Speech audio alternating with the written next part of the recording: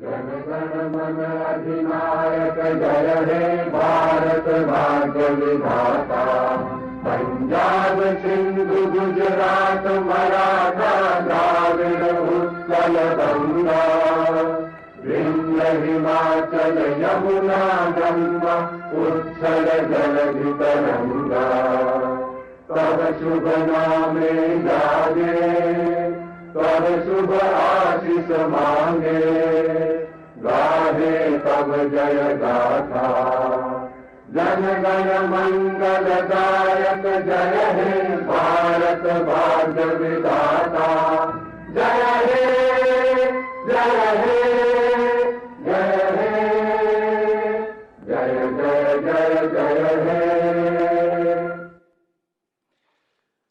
आभार आप सभी का। अनुरोध आप सभी से कृपया अपना अपना स्थान ग्रहण करें। नमस्कार देवियों सज्जनों, 18वें सिविल सेवा दिवस के अवसर पर आयोजित इस भव्य और महत्वपूर्ण आयोजन में हार्दिक स्वागत अभिनंदन है माननीय उपराष्ट्रपति श्री सीपी राधाकृष्णन जी का। महोदय, हमारे लिए अत्यंत गौरव की बात है कि माननीय प्रधानमंत्री जी के विकसित भारत के लक्ष्य की प्राप्ति में जब देश के सिविल सेवकों ने स्वयं को समर्पित किया है, ऐसे में आपकी गरिमामयी उपस्थिति और आपका मार्गदर्शन हमारी प्रेरणा बनेंगे, हमारे संकल्पों को और मजबूत करेंगे। वंदन अभिनंदन माननीय उपराष्ट्रपति महोदय का। इस अवसर पर मंच पर गरिमामयी उपस्थिति है प्रधानमंत्री कार्यालय और कार्मिक लोक शिकायत एवं पेंशन मंत्रालय में राज्य मंत्री डॉक्टर जितेंद्र सिंह जी की। उनकी उपस्थिति के लिए भी उनका वंदन अभिनंदन। साथ ही स्वागत अभिनंदन माननीय प्रधानमंत्री महोदय के प्रमुख सचिव डॉक्टर पी.के. मिश्रा जी का और प्रमुख सचिव द्वितीय श्री शक्तिकांत दास जी का। मंच पर विराजमान डॉक्टर टी.वी. सोमनाथन जी कैबिनेट सचिव महोदय का भी स्वागत है।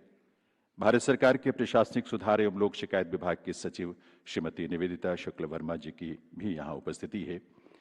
देवियों सज्जनों, आज यहाँ दिल्ली में विज्ञान भवन के इस प्लेनरी हॉल में उपस्थित वरिष्ठ अधिकारियों और सिविल सेवकों के साथ साथ वर्चुअल मोड में देश भर से सिविल सेवा के अधिकारी इस कार्यक्रम के साथ जुड़े हुए हैं।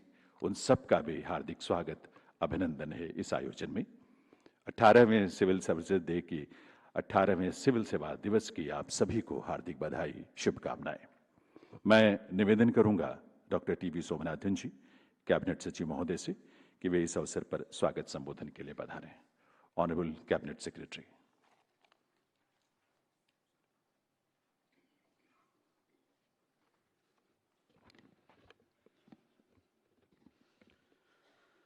Honorable Vice President of India, Honorable Minister of State, Personnel, Public Grievances and Pensions, Dr. Jitendra Singh, Principal Secretary to the Prime Minister, Principal Secretary 2 to the Prime Minister, Secretary, Department of Administrative Reforms, Public Grievances and Department of Pensioners and Pensioners Welfare, Srimati Nivedita Shukla Varma, esteemed members of the civil services, distinguished guests, ladies and gentlemen.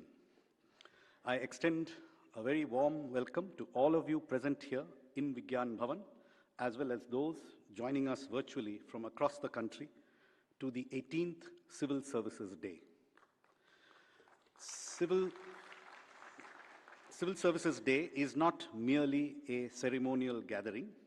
It is a moment for collective reflection, recognition, and reaffirmation of the values that define the public services in India.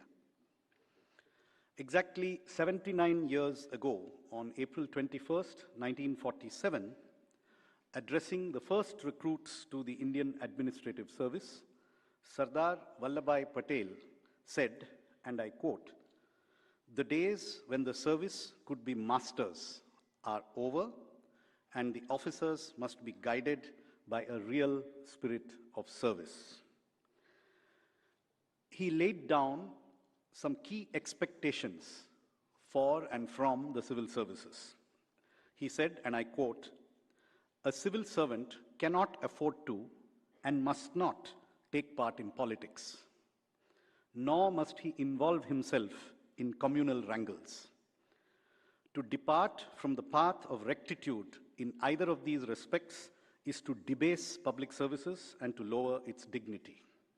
Similarly, No service worth the name can claim to exist if it does not have in view the achievement of the highest standard of integrity. Sardar Patel, visionary that he was acutely aware of the importance of empowering civil services to privately speak their mind to the elected executive. In his speech in the Constituent Assembly on the 10th of October 1949, he said, and I quote, "If you are a premier, it would be your duty to allow your secretary or chief secretary or other services working under you to express their opinion without fear or favor. But I see a tendency today that in several provinces, the services are set upon and told, no, you are servicemen, you must carry out our orders.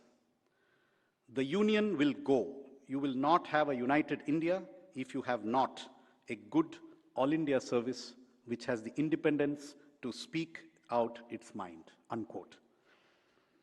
He went on to say that he had told all his secretaries, quote, "If you do not give your honest opinion for fear that it will displease your minister, please then you had better go. I will bring another secretary. I will never be displeased over a frank expression of opinion," unquote. Individual officers may, from time to time, have fallen short of the very high ideals set out by Sardar Patel, but the basic ethos of a politically neutral civil service able to tender impartial and frank advice has endured. The civil services have played a vital role in preserving India's unity, integrity, and democracy. Maintenance of law and order and national security, collection of revenue, providing basic services, conducting free and fair elections, and ensuring that public accounts are kept properly and audited rigorously. These are some key functions of the civil services at the central, state, and local levels. While the core values set out by Sardar Patel are permanent and unchanging, governance needs to constantly evolve and improve and change with the times. The Honorable Prime Minister, Shri Narendra Modi, has set us on a path to a Viksit Bharat, a developed India by 2047. Speaking at last year's Civil Services Day, he said, and I quote, "What we have achieved so far is commendable, but now we must achieve several times more than that. And amidst all this, we must always remember one thing. No matter how technology-driven the world becomes, we should never forget the importance of human judgment. Stay sensitive, listen to the voice of the poor, understand their pain, and make solving their problems your top priority," unquote. He went on to add, "Every time," quote, "every time you prioritize integrity over convenience, innovation over inertia, or service over status, you are moving the nation forward," unquote. In keeping with that spirit, today's theme for the Civil Services Day is Viksit Bharat, Citizen-Centric Governance and Development at the Last Mile. It reflects a deliberate shift in governance priorities. It reminds us that development must reach every district, every village, and every citizen, ensuring that no one is left behind. Before concluding, on behalf of all civil servants in the country, I want to extend a special word of welcome to the Honorable Vice President of India and thank him profusely for kindly consenting to grace this occasion. Thank you all, and Jai Hind.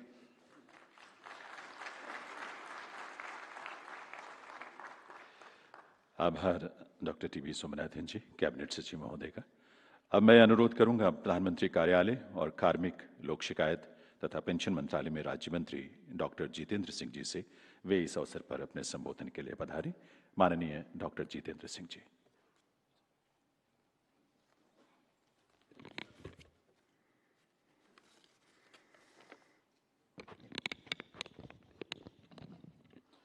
Honorable Vice President of India, our very respected through CP Radhakrishnan ji, Principal Secretary to the Prime Minister of India, Dr. P.K. Mishra ji, Principal Secretary to Prime Minister Dr. Shaktikant Das ji, Cabinet Secretary Somanathan ji, Secretary DARPG Mrs. Nivedita Shukla Verma, Secretaries, Government of India, senior officers, ladies and gentlemen.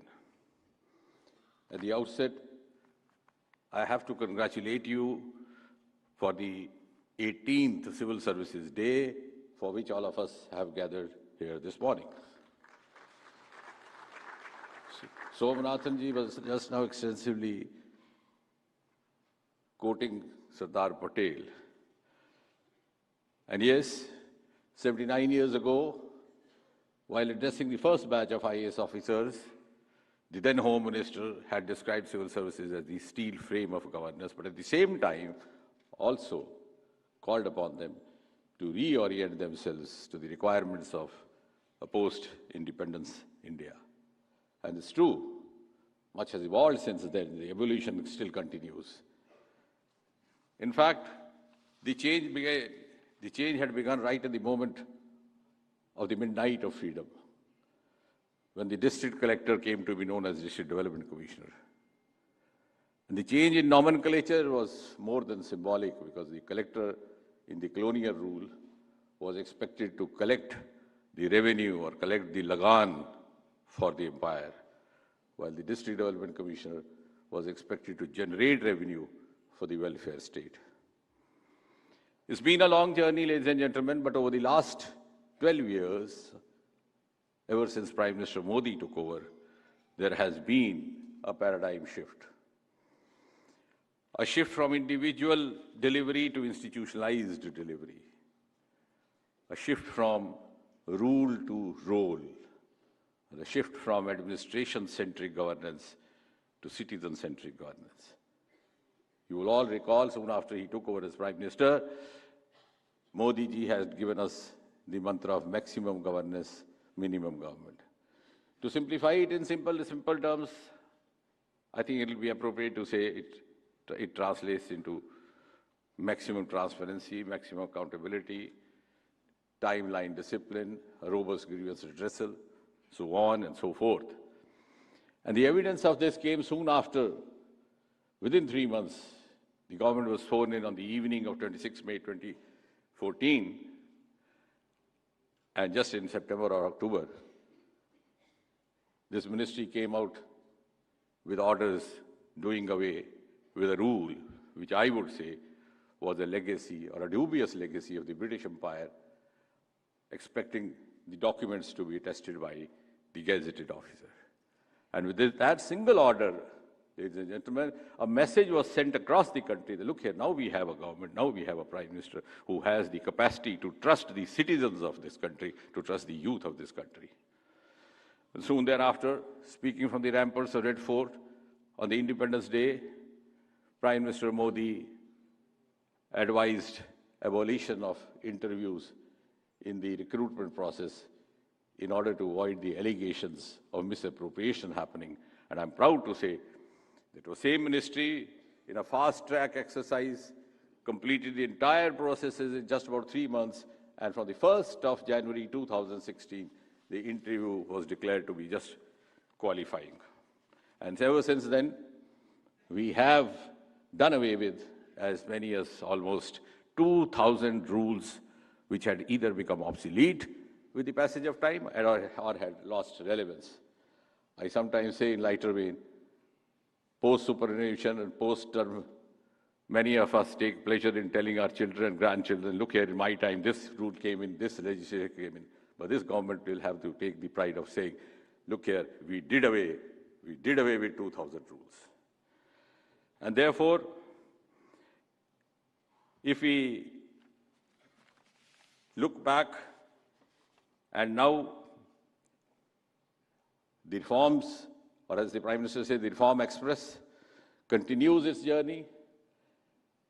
And I think one of the most prominent examples is that of the Civil Services Day that is being observed. The entire format, the face of it has undergone a change. It used to be more of a ceremonial program with a fellowship get-together. Now it is also accompanied with an academic feast, as you would have seen the spread out of the different sessions soon after this inaugural session.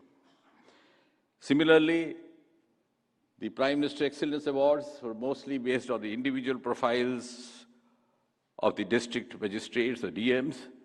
Now it is based on a competitive challenge with flagship programs determining the performance of the district. And the response has been so massive across the country in over 750 districts or so, that even if you go by figures, in 2023, there were 1,216 applications or proposals. In 2024, 1,588. And the latest in 2025, it has gone up to 2,035, almost double the increase in just about 3 years, which means we were possibly on the right course. Similarly, it was this ministry, in fact, the DRPG, which also introduced the new initiative of having 3-month stint as assistant secretaries for those who pass out of the academy and before they join the respective state cadre. Similarly, also, we have one of the most unique programs called Mission Karmayogi. In a single sentence, a shift from rule to role so that the officer does not become a prisoner of the rule book given to him or handed over to him. And you'll be glad to know that the iGod platform has so far registered more than 88 lakh officials who upskilled themselves through more than 2,000 courses. And now we have also evolved to Mission Karmayogi Prarambh, which is handed over during the Rozgar Mela. There have been several success stories, ladies and gentlemen, which have received global acknowledgement. We are regularly receiving delegations of bureaucrats from Maldives, from Mauritius, from Bangladesh, from South Africa, coming here to emulate and study some of our best practices. One of them is CP Grams, our grievance redressal.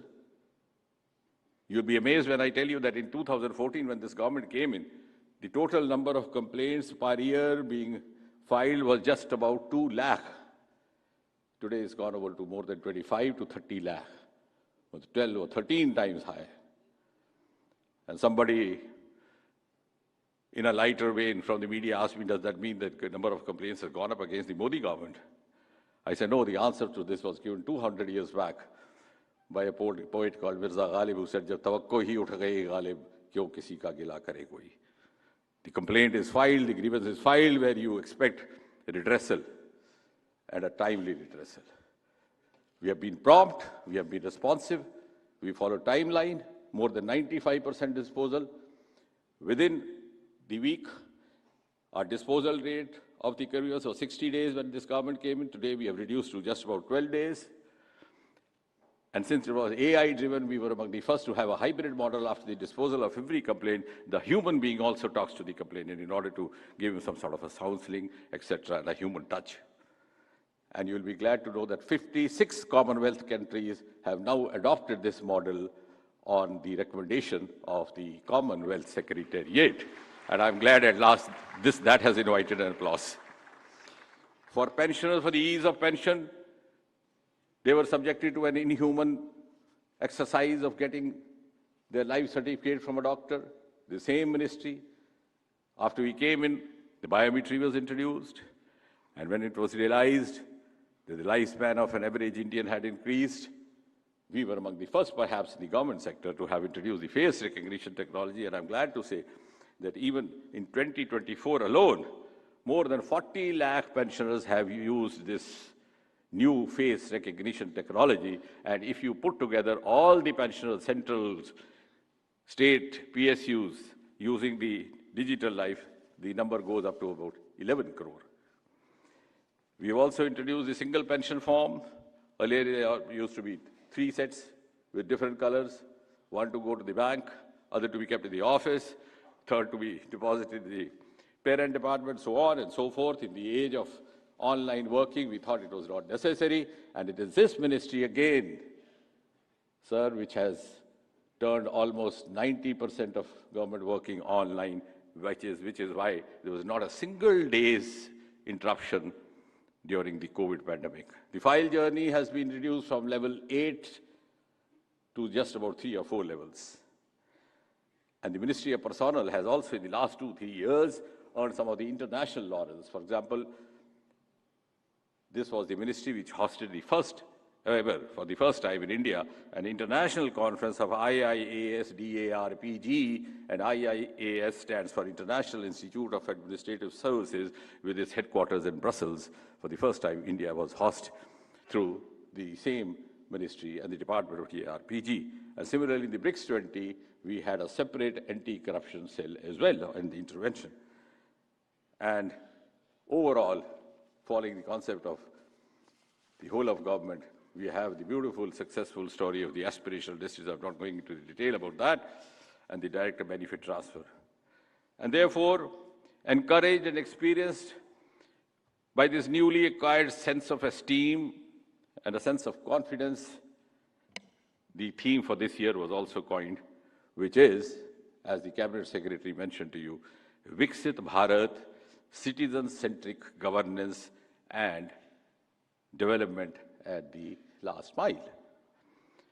Now, this assumes a special relevance, particularly in the light of the new generation of IAS officers. 22 years hence,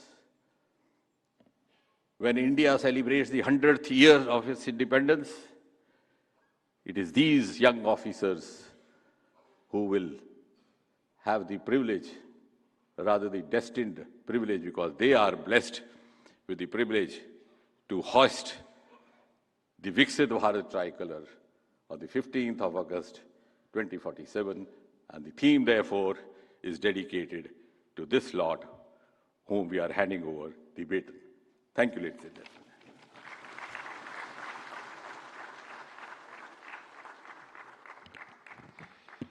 आभार doctor Jitendra Singh ji, माननीय मंत्री महोदय का।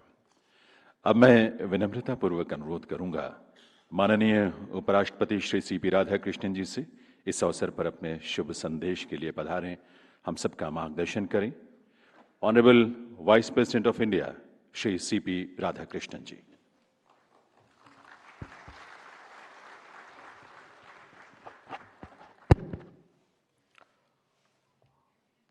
I touch and salute the holy feet of Bharata Mata, the most powerful and the most merciful.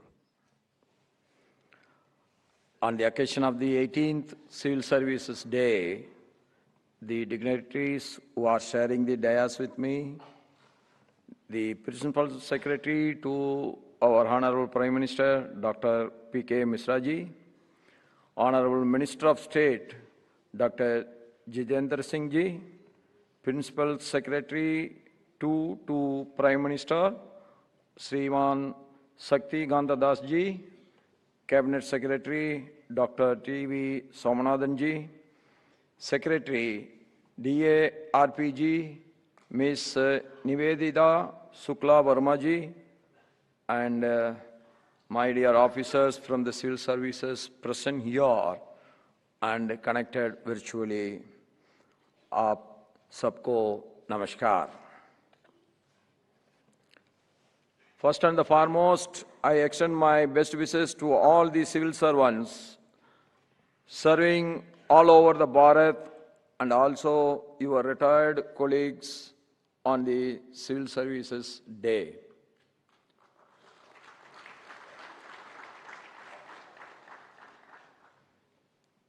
As we all know, planning can be done at Delhi,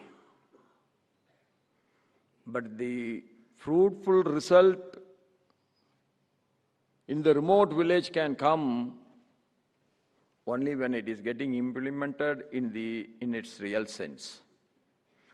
That is where the civil service is predominantly playing the role. It has been 79 years since Sardar Vallabhbhai Patel ji, the first Home Minister of independent India, addressed the probationers of the administrative services in Delhi. In that address, Sriman Sardar Patel ji had referred to the civil servants as the steel frame of India. That means we are the real protectors of the interest of the people. Every batch of officers since then has proved time and again that they are indeed the steel frame of India, and you have been the backbone of the nation in India's journey towards progress and prosperity. As I said, that Delhi can plan. You take the aspiration districts. That is one of the good innovative program by the Honorable Prime Minister, because you know all well that if we take underdeveloped states, then the other state is telling that we are contributing more, why we should not get more. That is not really correct. In the state also, not all the districts are contributing the same. In the state also, some districts are contributing more and some districts are contributing less. But it is the responsibility of the state to take the care for every district. Like that, the central government also have to take the care for every state. We cannot neglect any state. We cannot allow a state to be underdeveloped forever. So this aspiration district program, in my opinion, is one of the best. And we are finding out, even within a very well-developed states also, there are many districts which are very underdeveloped. So the care has been taken up. But how? That is all in the interest of the district collector who is implementing all these schemes. He has to plan according to the ground reality of that district. Like that, Modi ji has said, one product, one district. That cannot be implemented from Delhi. That has to be implemented at the district level. By whom? Again, the collector. So, this year holds special significance as it is the 150th birth anniversary of Sri Sardar Vallabhbhai Patel ji. He is the Iron Man, the unifier of our country, and the father of the All India services. Sardar Vallabhbhai Patel ji unified India politically, and as the architect of the civil services, he brought the nation together under a shared spirit of service and unity. This is the only service where you go, you migrate from your own home state to other state, and you live your whole life sometimes there. At least all of your service, many of the civil service, IAS, IPSs are serving that state only. This is where the integration of the country is getting strengthened, and you are the greatest ambassadors in that. The step of Sardar Patel ji has enabled Bharat in its journey from colonial India to march towards a Viksit and Atmanirbhar Bharat. Bharat has achieved several milestones in the last decade. From nowhere, we become the 5th largest economy, and from 5th, we have moved towards the 4th largest economy, and I am sure soon we are going to be the 3rd largest economy of the world. Prime Minister Shriman Narendra Modi ji's Sabka Saath, Sabka Vikas, Sabka Vishwas and Sabka Prayas. This should not be a slogan alone. It should be felt by every citizen in its real sense. To name a few developments in this one decade, what we have achieved under the leadership of our Prime Minister Sri Narendra Modi ji, nearly 25 crore people have come out of the poverty. This is not an easy task. Over 4 crore houses have been built for the poor.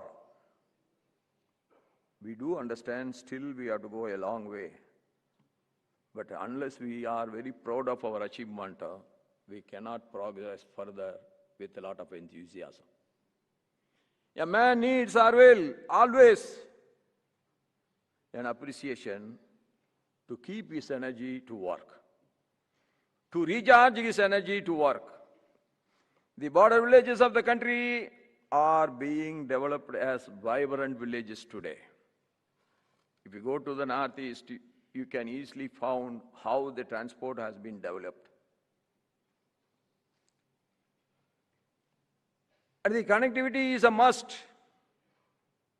Without connectivity, there cannot be any development. And again, women are leading the development of the country, supported by schemes such as Lekabadi Didis and Namo Drone Didis. We have taken any sector, be it infrastructure or health or education, Bharat now occupies a place of pride at the global level.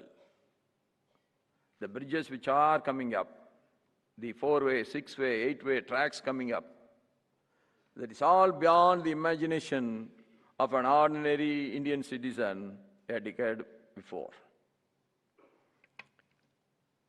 Their officers, as the true implementers of government decisions, your tireless dedication has been the major factor behind these achievements. But still, as I said, we have miles to go. Yes. We should not get satisfied what we have achieved, but we have to remember what we have achieved to keep ourselves moving forward. To move forward with more energy, we have to think about our achievements. But we should not get stopped there, or we should not become a stagnant force. It is a journey of development reaching the last mile. It is a vision of inclusive growth and development. I urge you all to continue the same level of commitment and integrity in implementing the government schemes so that the benefits truly reach those who need them the most. The poorest among the poor and their need has to be taken care. Whether the freebies, what we call, yes. We have to grow, we have to create wealth, and we have to serve the people who are in need. We should not include everybody. If you include everybody, then everybody will become the beneficiary, then the money will go out just like that. The real needy people should be helped, and that should be for motivating them to come up. By focusing on last mile delivery and staying responsive to the ground realities, you make governance more inclusive, more effective, and more impactful. That more impactful is a must. We should create an impact. If a scheme is getting implemented, that should create an impact among the society. Yes, our Honorable Prime Minister Sriman Narendra Modi ji emphasized in the last year's address, civil servants have a profound responsibility in ensuring that no citizen is left behind. Meaningful change in any system demands both time and sustained effort. In this journey, it is important to maintain continuity and build upon the existing progress. Acknowledge the contributions of your seniors. Experience is the greatest teacher, and that will give you enormous knowledge. So listening to a senior is a must, and how they have achieved in their time, that we have to take into account. It is the steady accumulation of small efforts that creates lasting transformation. Adopt the best practices of your peers and colleagues. Adopt them thoughtfully to suit to your local realities for greater impact. By blending innovation with the deep understanding of ground realities, you will deliver better outcomes and emerge as an effective and respected civil servant. Dear officers, as you discharge your duties at your respective postings, I urge you to strive for team excellence rather than individual excellence.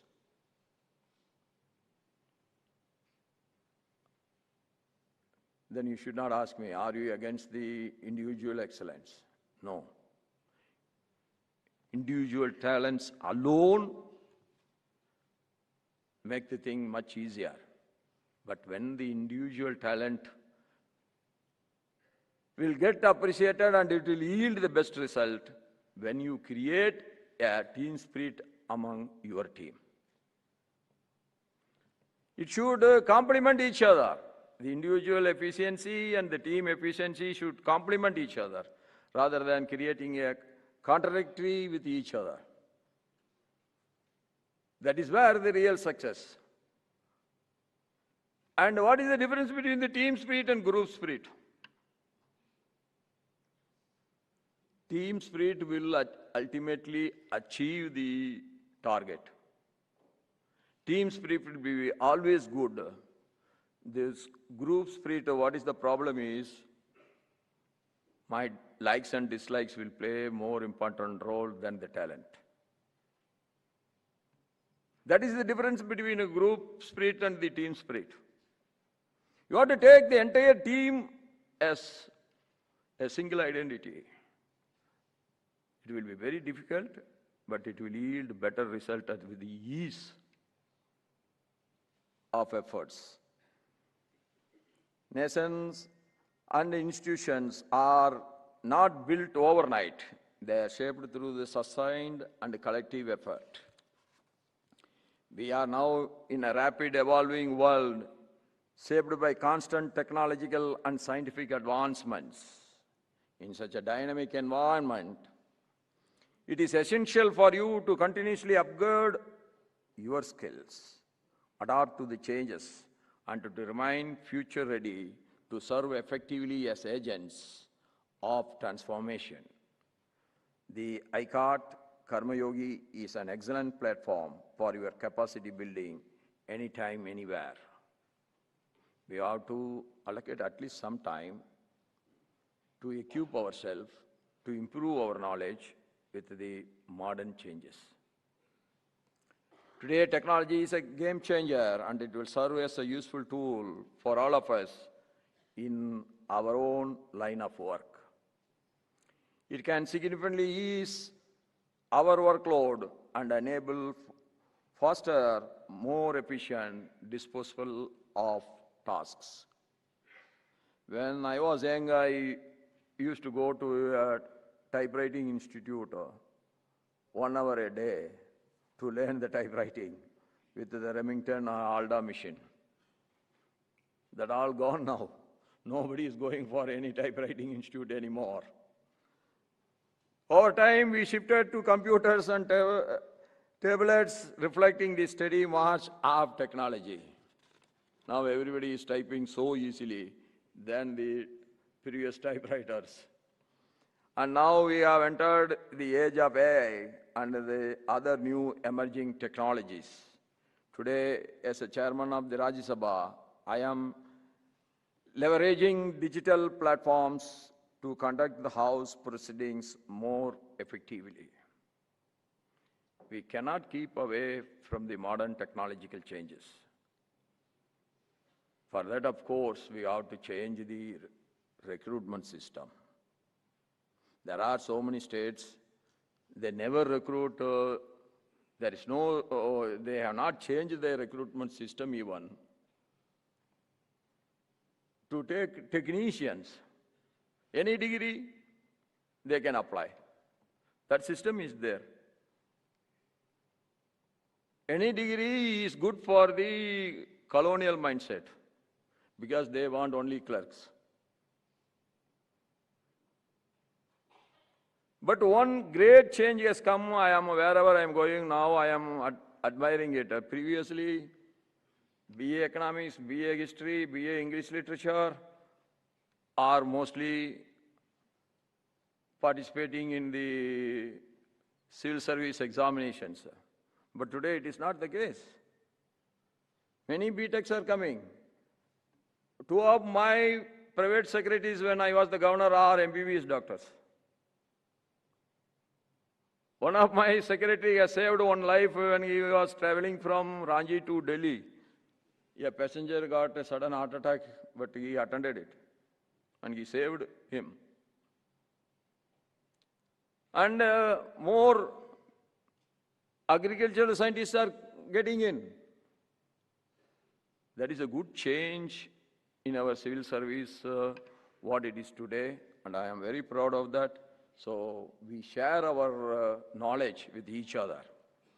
The specialization on a particular field can take place, and the knowledge and the experience can be shared among all of us.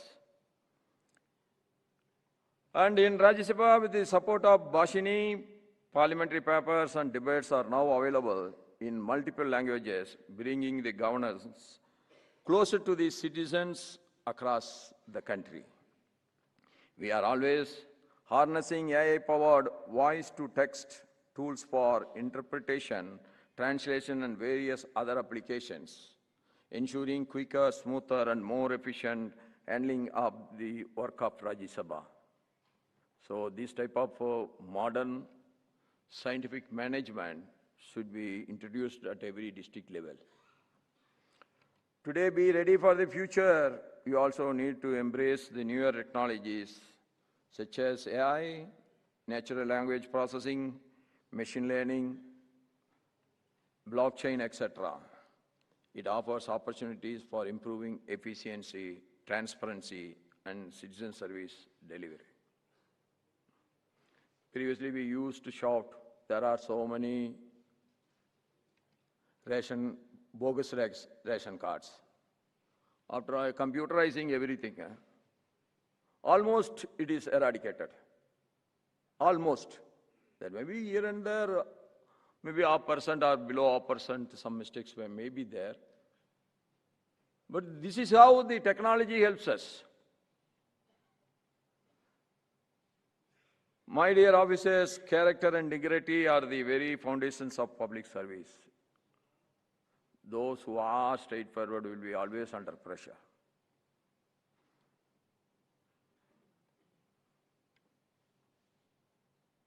But you just see the civil service officers who are sitting on these dais.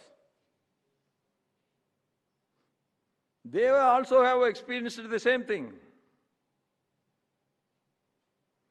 Obeying to the boss is different. Obeying to the pressure is different. I am not against obeying to the boss, but I am always against obeying to the pressure.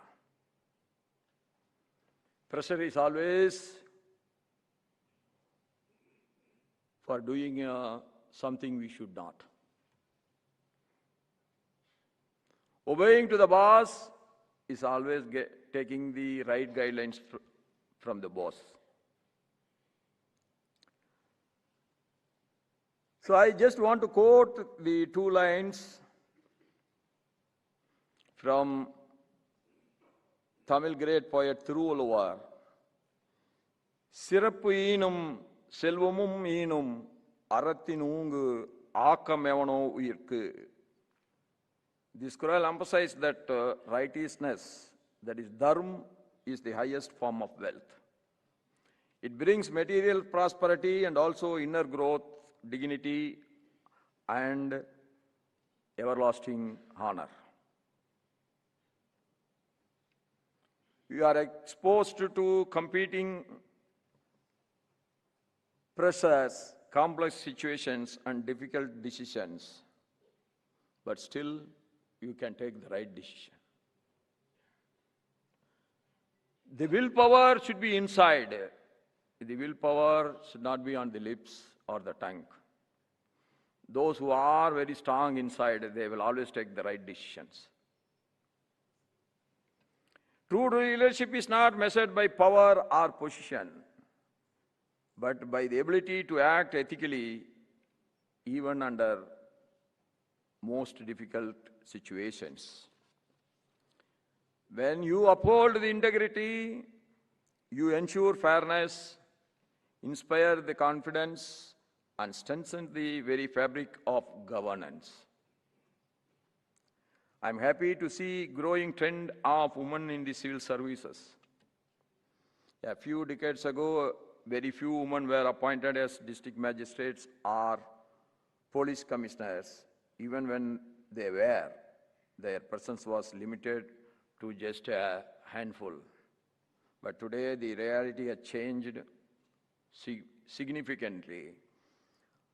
I was just consulting with the Honorable Minister about the number of women entering the civil services. I am told that over the past decade, we have witnessed a remarkable shift.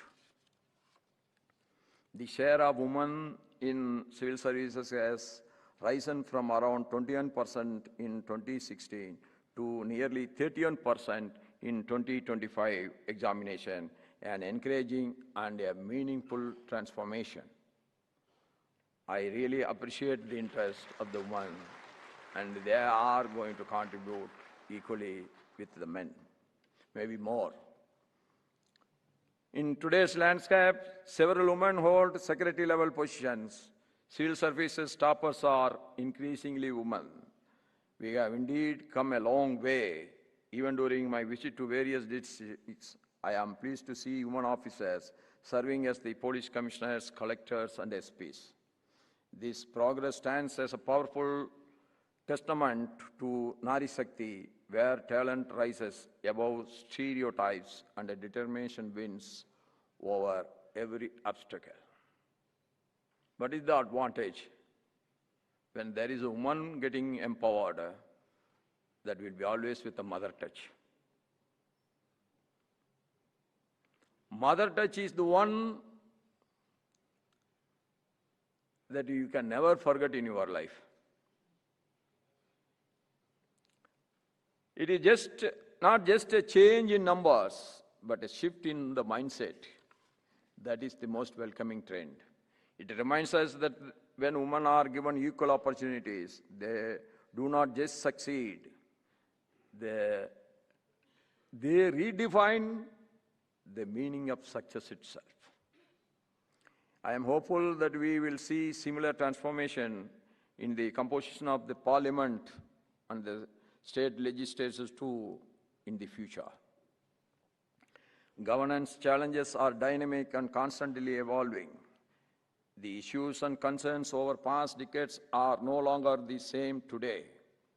For instance, with the rapid economic growth, the focus has increasingly shifted towards urban governance and the complexities that came with it. I am told that today there will be a panel discussion on role and effectiveness of civil services, an external perspective, and a plenary session on ethics and efficiency in civil services, along with the breakaway sessions on key areas such as farmers' issues, healthcare, sustainable livelihood, and accelerating India's net zero journey. We are going to discuss an enormous subjects which are more important, and it is a most diversified discussions are ahead of you from now. These will generate valuable insights for more effective governance. I commend the Honorable Minister and the Ministry for taking this thoughtful initiative to celebrate this occasion in such a meaningful manner. I really appreciate our Minister. This is not a ceremonious again. We have come, we have gone. That is not the aim.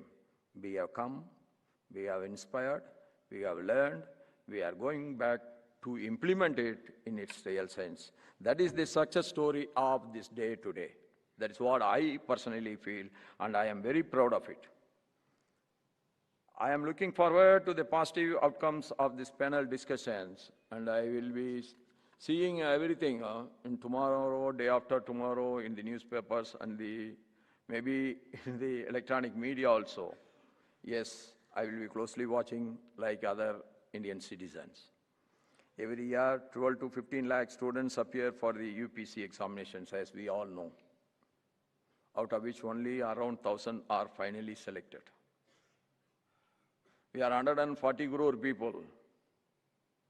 How many are getting through these civil service examinations? It is a rare opportunity we got. God has blessed us so that we are very important personality of this country. We got an opportunity to serve. We have an opportunity to implement. We have an opportunity to plan. We have an opportunity to control the things on the right direction.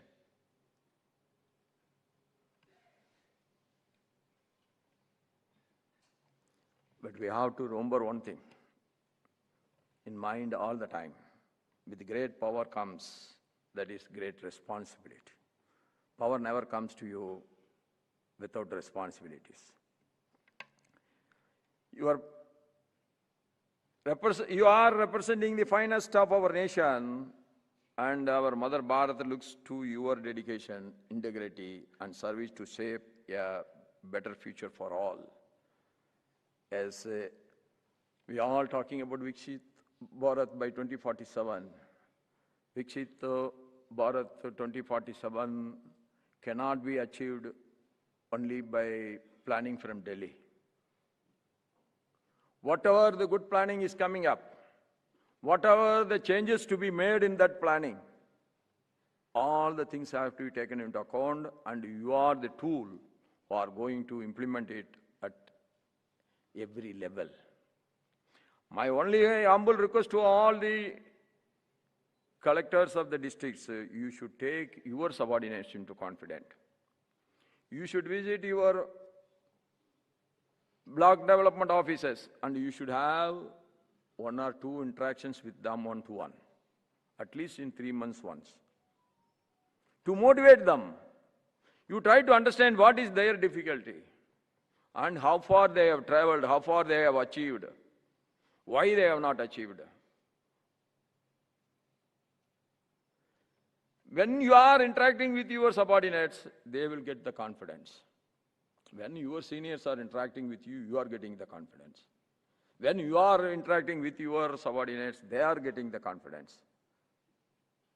That is how the system can rotate. And our Honorable Prime Minister has dedicated Seva Tirth and Kartavya Bhawan to the nation. What it was the offices previously and what the office is today.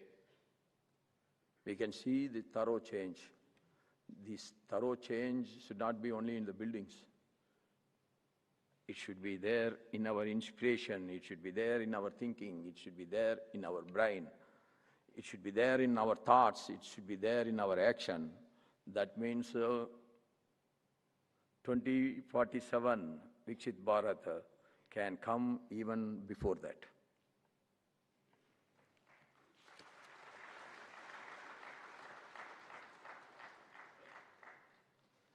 These Seva Tirth and Kartavya Bhawan are not merely symbols. They embody a deeper message, a message of unwavering commitment to the service, a strong sense of duty, and your spirit of samarpan to the nation. Unless we love the nation and the society, we cannot deliver the right things for longer time.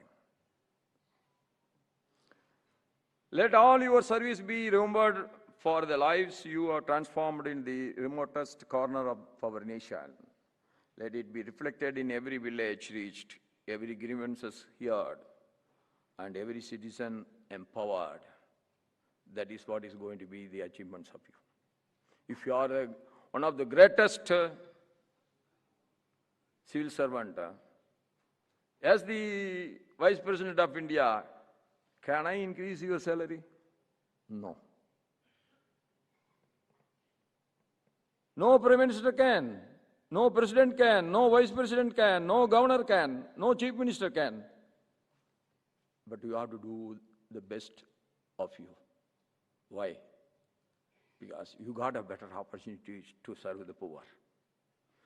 You got the better opportunity to serve the society. And you are with power. And the power, the benefits of that power should go to the common man. And with these words, through your work, let the true spirit of equality, dignity, and justice reach every common citizen of this country.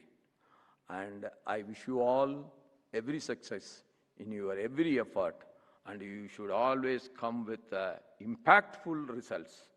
That is my prayer and wish. Thank you everyone. Jai Hind, long live Mother Bharat.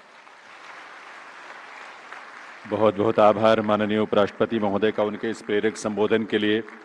देवी सज्जनों, आप सभी से अनुरोध है, कृपया अपने अपने स्थान पर खड़े हों। राष्ट्रगीत और राष्ट्रगान के लिए आप सभी से अनुरोध है, please arise for national song and national anthem.